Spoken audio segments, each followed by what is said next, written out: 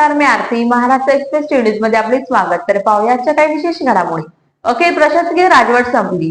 कल्याण डोंबिवलीला 6 वर्षांनी मिळाले महापौर उपमहापौर.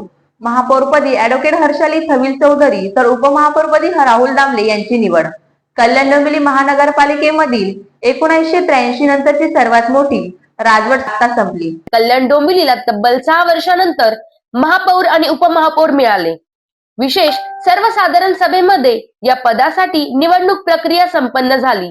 महापौरपदी शिवसेनेच्या ऍडव्होकेट हर्षाली थविल चौधरी यांची तर उपमहापौरपदी राहुल दामले यांची सर्वानुमते निवड करण्यात आली.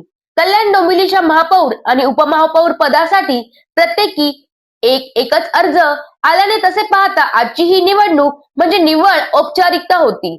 मुंबई शहराच्या जिल्हाधिकारी अचल गोयल या पीठासन अधिकाऱ्यांच्या उपस्थितीत ही निवड प्रक्रिया संपन्न झाली. महापौर आणि उपमहापौर पदाची निवड आणि प्रशासकीय राजवट संपली.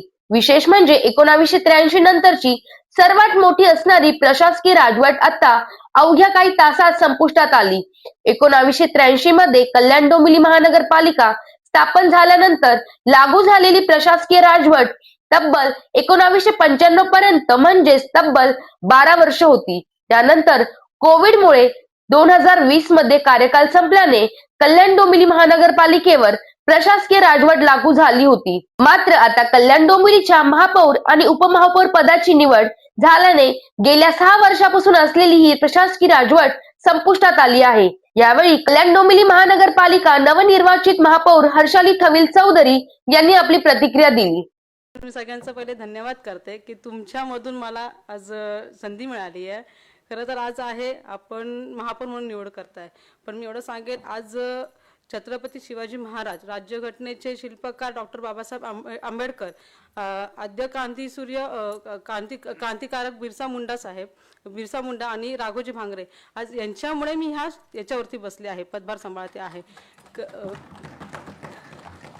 आणि मी एवढं सांगेल की आज मुख्यमंत्री साहेब देवेंद्र फडणवीस साहेब, आमचे लाडके भाऊ एकनाथजी शिंदे साहेब, डॉक्टर श्रीकांतजी शिंदे साहेब, आमदार विश्वनाथ भोईर साहेब, आमदार सुलभाताई गायकवाड, आमदार अप्पासाहेब शिंदे, मनसेचे माजी आमदार राजू पाटील साहेब, आमदार मंजुळाताई गावित, खासदार कपिल पाटील साहेब, जिल्हा प्रमुख गोपाळजी लांडगे साहेब, अरविंद मोरे साहेब, कोणाचं राहिलं असेल तर सॉरी मी माफी मागते, पण आणि आमदार रवींद्र चव्हाण साहेब आणि माझे गुरु दुर्योधन पाटील साहेब आणि माझे वडील राजाराम थविल यांच्यामुळे मला आज इथे संधी मिळाली आहे. पण एवढं सांगेल मी आज की तुम्ही माझ्यावरती जो विश्वास ठेवला आहे तसाच विश्वास राहू द्या आणि असाच तुमच्या विश्वासावरती मी कोणता तडाही जाऊन देणार नाही. तुमच्या ज्या आहेत, मी आयुक्त साहेब एकच सांगेल की नवीन आहेत हे तर सगळ्यांना प्रशिक्षणाची गरज आहे.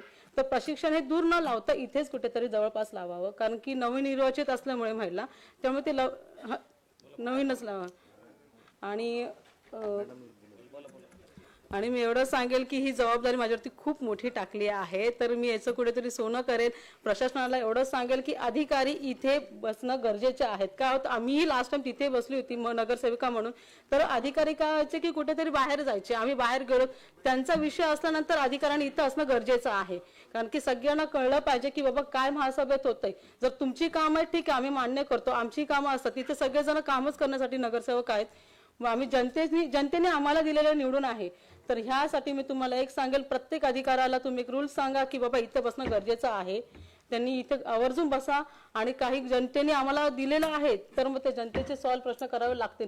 कल्याण डोंबिवलीमधून तुम्हाला जनतेने, कल्याण डोंबिवली ही पालिका आहे तर जनतेची कामं इथून व्यवस्थित झाली पाहिजेत. मी एवढंच तुम्हाला सांगते. आणि तुम्ही जो विश्वास दाखवला, पक्षाने जो माझ्यावरती विश्वास दाखवलाय, आमचे दिग्गज आहेत त्यांनी माझ्यावरती जो विश्वास दाखवला, माझे भाऊच आहेत, बहिणी आहेत, तर मी एवढं सांगेल मला थोडं सांभाळूनही घ्या. सर मी तुम्हालाही सांगते थोडं मला सांभाळूनही घ्या. काही चुकलं माकलं असेल तर माफी आणावी. आणि इथून पुढे जो कारभार सांभाळणार आहे त्यात सर्वांची साथ असावी एवढंच मी सांगते. जय हिंद, जय महाराष्ट्र.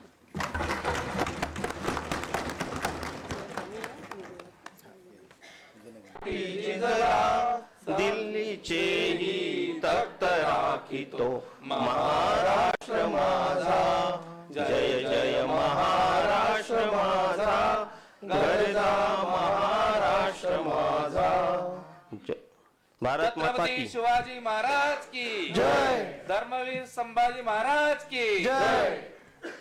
जय श्रीराम जय जय श्रीराम. तर या होत्या शहरातील महत्त्वाच्या ठळक घडामोडी. अशाच काही नवनवीन घडामोडी पाहण्यासाठी आमच्या चॅनेलला लाईक करा, शेअर करा, सबस्क्राईब करा आणि बेल आयकॉन दाबायला विसरू नका. धन्यवाद.